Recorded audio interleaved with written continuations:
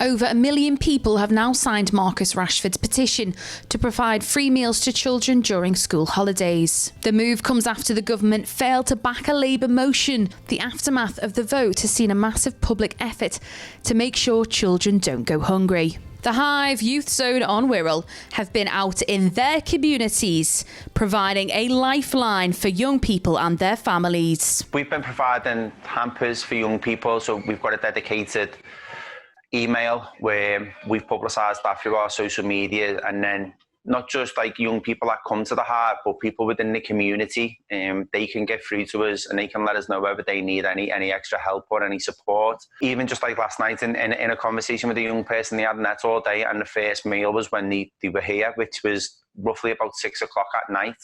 So they'd gone throughout the whole day without eating. And then, like I say before, we were fortunate enough to be able to supply them with a meal, and that was the first meal that they'd had in the day. But the Hive has been there the whole time, like even as early on as April when the lockdown started, we've been doing these hampers and looking after the families and looking after our young people all throughout.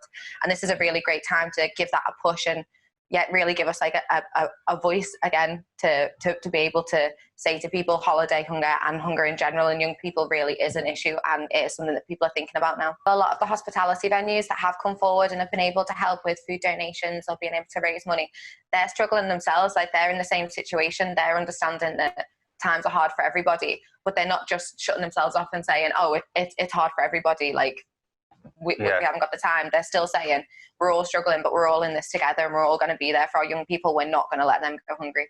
I think there's been like a really, really big show and a nice show of like kind human spirit, which is, it's nice to see. It's endearing and it gives you hope.